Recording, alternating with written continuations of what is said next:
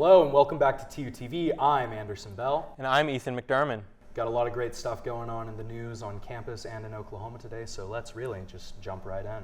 Our top story this week: this past Saturday, a local demonstration occurred in protest of the ongoing genocide in Gaza.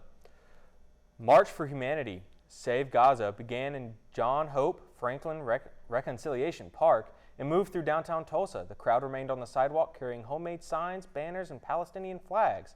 TUTV reporter Michael Searles was on the scene to give us a special report.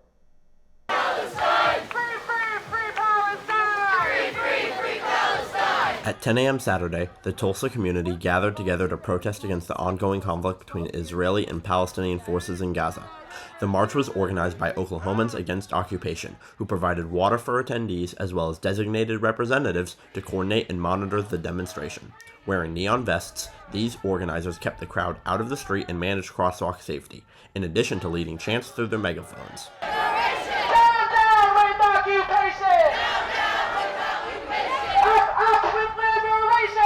The object of protest was primarily U.S. financial and political involvement in the Palestinian genocide.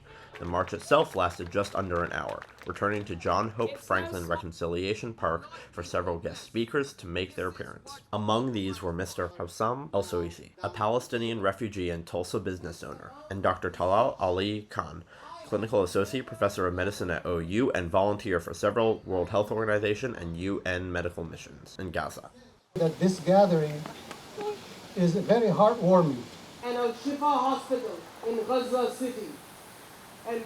The march and subsequent speaking event were peaceful, remaining within their designated space and operating safely for both demonstrators and the public. For TUTV, I'm Michael Searles.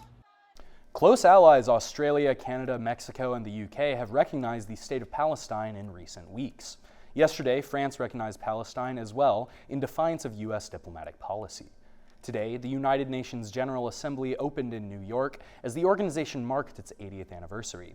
The Israel-Gaza conflict, which the UN recently declared a genocide, is expected to dominate discussion.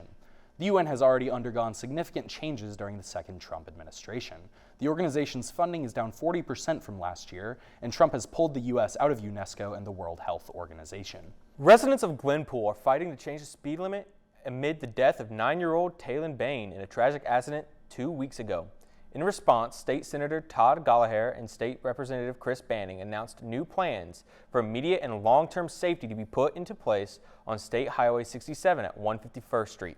Quote, Senator Gallagher remarked, "We offer our thoughts and prayers along with immediate action.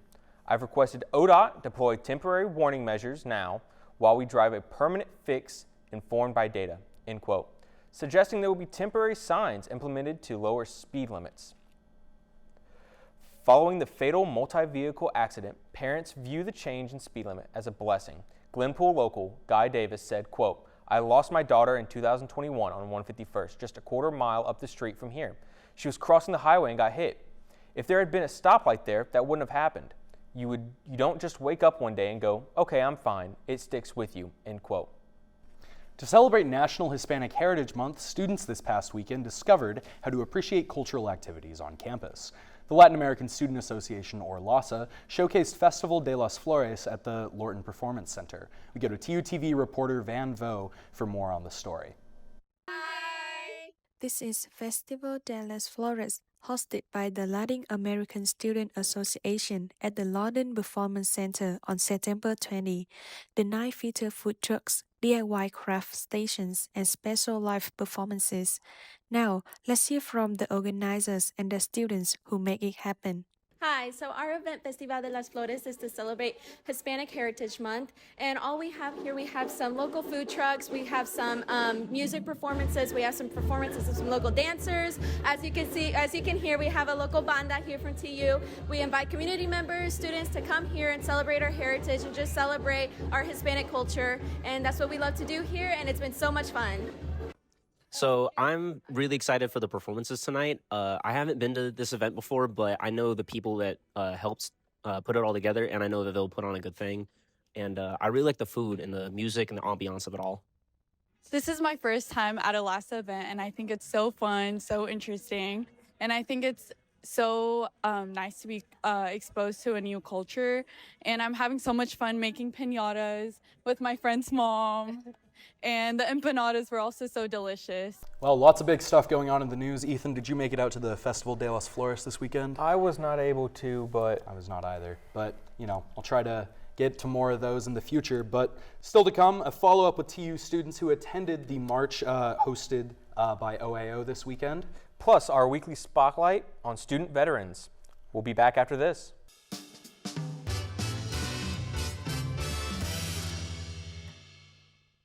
What's up, everybody? Today we are at the 2025 Fall Semester Career Fair. I'm super excited. We're just going to go inside and see everything it has to offer, so come on in and follow me. And with tons of free stuff and over 100 employers to talk to, the Career Fair indeed had a lot to offer.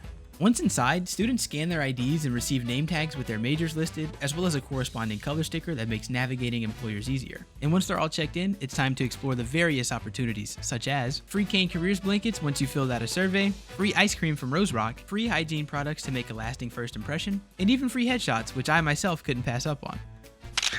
And with my free headshot taken, it was time to head upstairs and actually see some employers. And as nerve-wracking as it can be, shaking a few hands, handing out a few resumes, and having meaningful conversations ends up feeling extremely rewarding. One of these days, it could be me on here. Now, with my networking done, I figured it was time to ask students how they felt about the ice cream. It's actually really good. I think he's enjoying it. For TUTV, I'm Jody Hollins.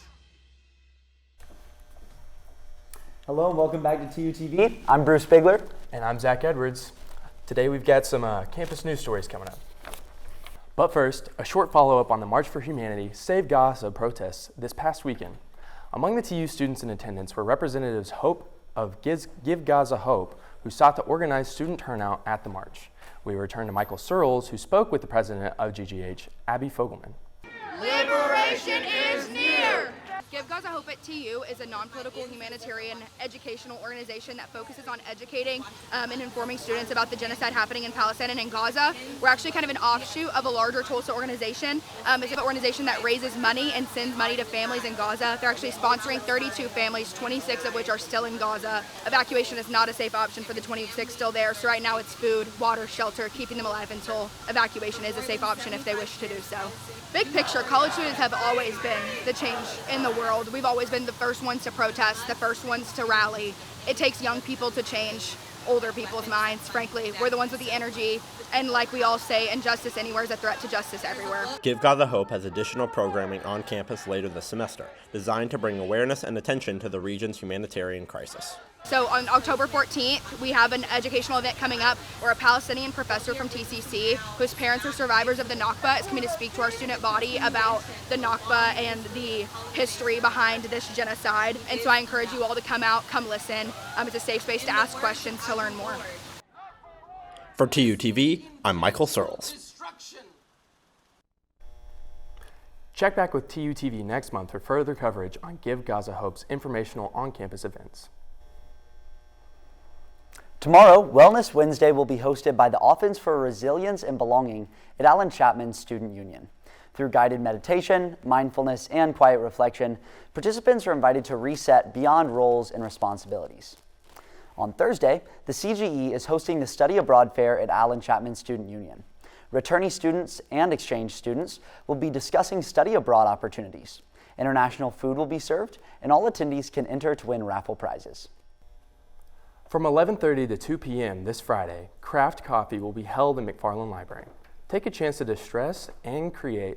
Supplies and coffee will be provided, and you are welcome to bring any crafting project you are currently working on. Coffee and calming background vibes will be provided. Saturday, TU football will face Tulane at home. After a big win against OSU, TU is ready to support our team this weekend. Rain Cane. Last week, the University of Tulsa's new administration, including interim president Rick Dixon, chief operating officer Jen Bennett, provost Jennifer Airy, and dean of students Debbie Chalmers, took to the stage in the student union for a State of the University question and answer session. Students were given the opportunity to share their concerns with the administration and hear their response. Questions included asking if the university had a plan if ICE conducted operations on campus and when to expect a new president to be hired. The majority of questions, though, centered around concerns with TU's financial state and how would it affect students' experience at the university. Here's what Interim President Rick Dixon had to say when asked about the financial state of the university. We have found ourselves with some challenges. 35 years in higher education at 3 universities would tell you that's not abnormal.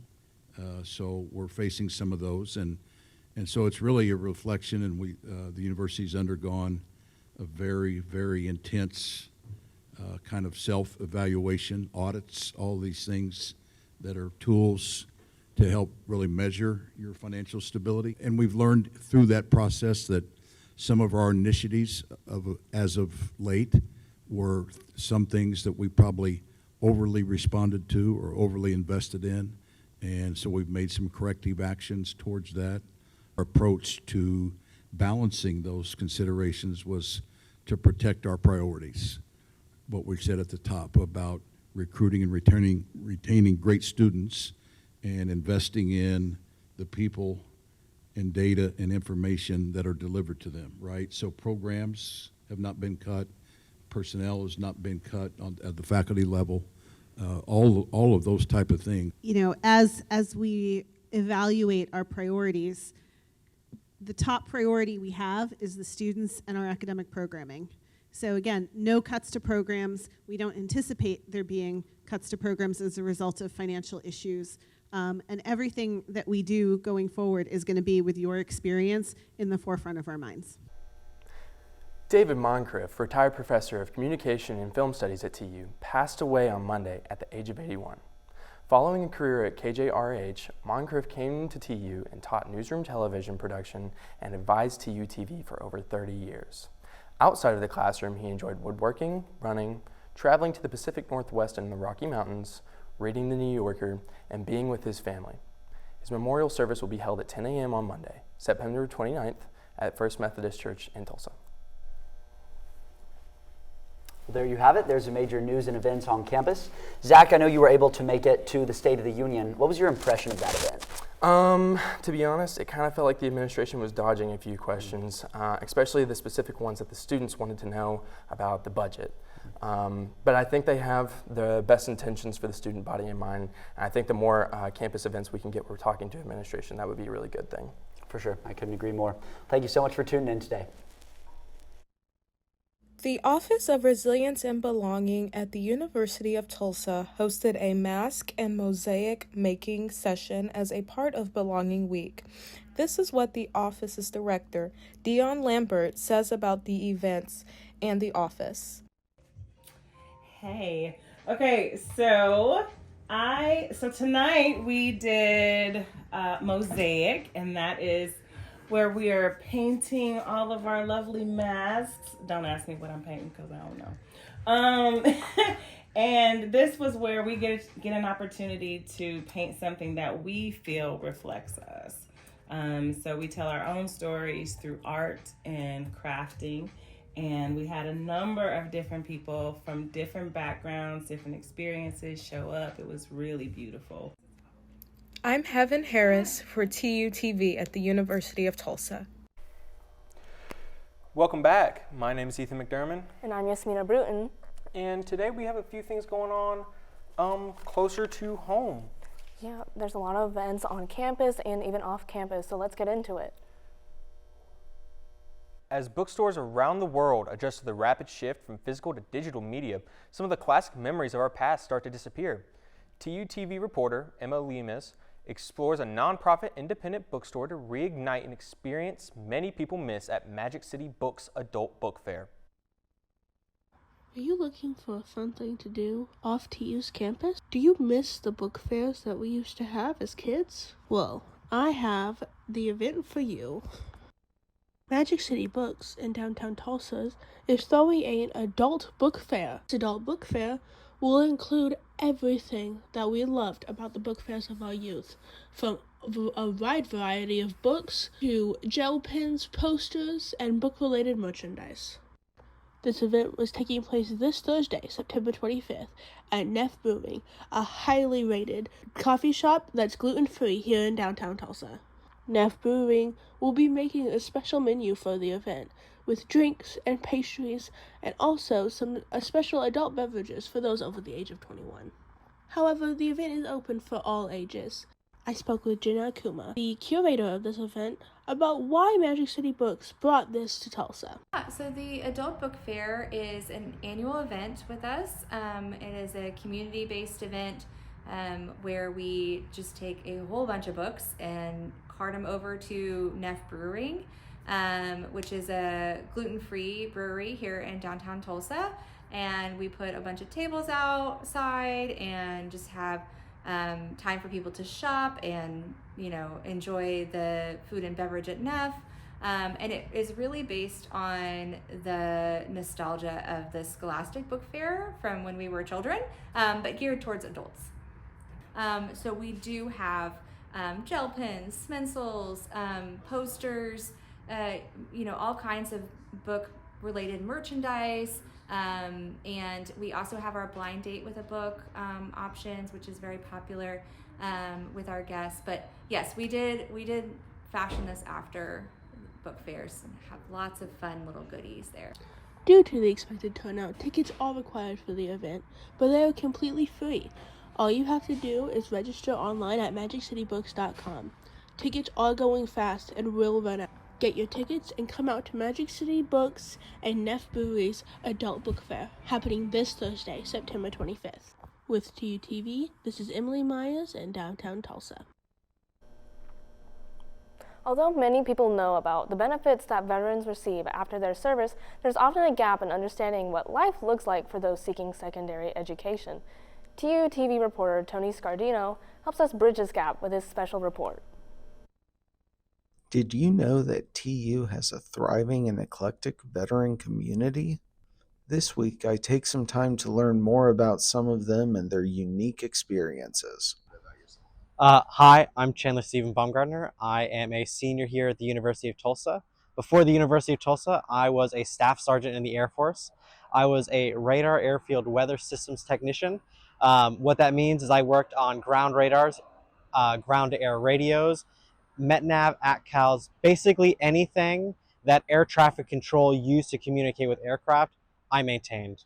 What I'm doing now is I'm actually at the University of Tulsa as a Bachelor's of Music Education with an emphasis in instrumental. I am finishing up my bachelor's degree and getting my teaching certificate to be able to teach high school band. So being a veteran at a university, you find yourself surrounded by people that are significantly younger than you. So in my English class, most of the students are about 11 years younger than I am, which causes a very disconnected feeling from your quote-unquote peers. I'm closer in age with the professors, but we have such a large veteran community here. So after my English class, I'm able to go to our veteran house that we have over in Norman Village, and I'm able to sit there with veterans of the same age as me, up to 20 years older than I am. And it helps me feel like I'm not the only one that's disconnected from the normal population here. From the wild blue yonder of the Air Force, we transition to the dust and mud of the Marines. My name is Garrett Clark. I'm a student here at TU. I'm also a Marine Corps veteran. I was in for 4 years. I was a combat engineer, so we basically just built demolitions, did breaching for buildings, did route clearance looking for explosives to clear out the routes for convoys. I got out as a corporal. I came to TU because for the entire time I was in the military, I never came back home, so I decided that I'd spend the next 4 years at college being close to my family. I'm a business management major with a minor in entrepreneurship. I'd look for a job in the construction management industry so I could go back to my roots of being a combat engineer, doing a little bit of construction. My favorite thing about the SVA is that there can be a little bit of a divide between me and a traditional student. So it's nice to have a group of guys here that have a common background as me, and we can kind of understand each other and hang out and have fun together. As many students on campus adjust from their lives with home-cooked meals to the same fast food items every day, it is hard to remember that good food still exists. TUTV reporter Hope Guderian gives us this special report on the booming local food here in Tulsa.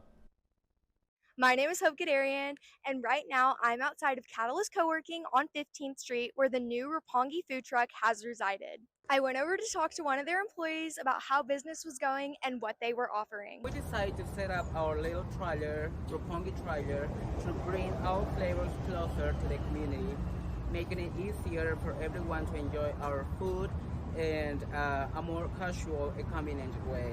We offer air fryer, pork dumplings, spicy dumplings, fresh spring rolls, Japanese ice cream, as well as freshly made dishes from our restaurant.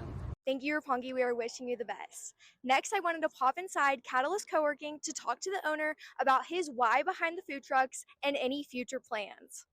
Hi, I'm Josiah. So I'm the owner of Catalyst Co-working here. We also manage the parking lot and make sure everybody is well taken care of. We just love having Roppongi here now, and we think that they bring an awesome, excellent piece of the flair to what we're trying to do, and that is to build variety, as to build options, and to give to Tulsa something that they maybe didn't have access all in one space. And so not only are we doing that with Roppongi, but we're actually working on our space here at Catalyst to bring you something special for the evenings and late nights that doesn't really exist as a brick and mortar yet. Thank you, Josiah. Make sure to come out to Catalyst Co-working to check out the new Roppongi food truck. For TUTV, this is Hope Gadarian outside of Catalyst Co-working. As individuals across Oklahoma gather together at Tulsa's oldest movie theater, we get a glimpse into the lives of TU alumni and other aspiring artists at the 2025 918 Film Festival. Here is Reese Wood at Circle Cinema with more on this story. On September 18th, Tulsa held its annual 918 Day, which included the 918 Film Festival at Circle Cinema. This film festival featured 3 of TU's very own from the Film Studies Department, alumni Charlie Edwards, Samuel Allen, and Josh Murray, and showcased their senior projects on the big screen.